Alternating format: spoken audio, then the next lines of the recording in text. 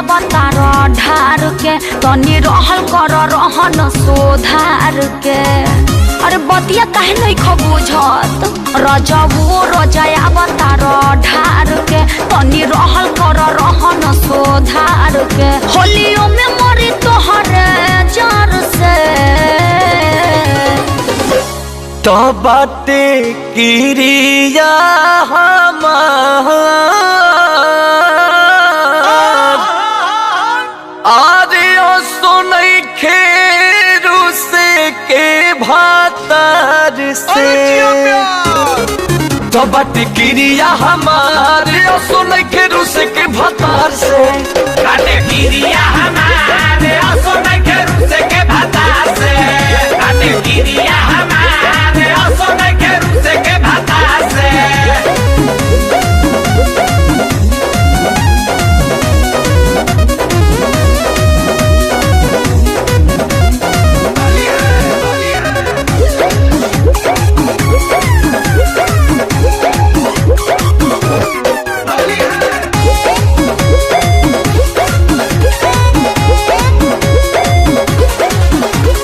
भर होली पी के भइल रहता र गरम अब हम तोहरा से बोलबे न करम। अरे हटा होने बात हमसे मत करी हो। भर होली पी के भइल रहता र गरम अब हम तोहरा से बोलबे न करम। तो दोनों पे कस जब ना बोली तो सोचा कैसन लगी होली। त सोचा कैसन लगी होली। त सोचा कैसन लगी होली। खाली बोलेला तू पियले प्यार से।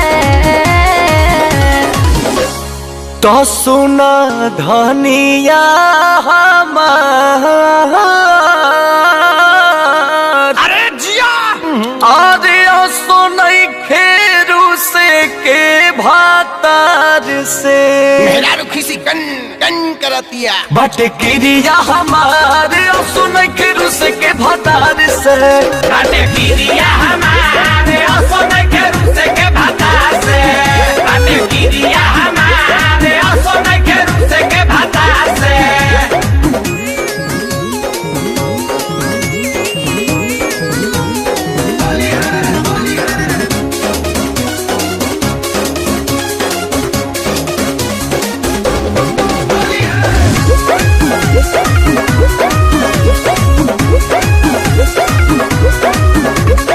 एको दिन पिया नहीं करता र नागा फागुन के आनंद बोला बोतल में काबा।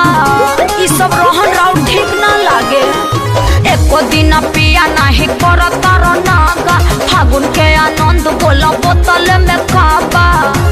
कहले राजा कर दायम कुस मदद के असही रहे दादूस। मरद के असही रहे डाकू।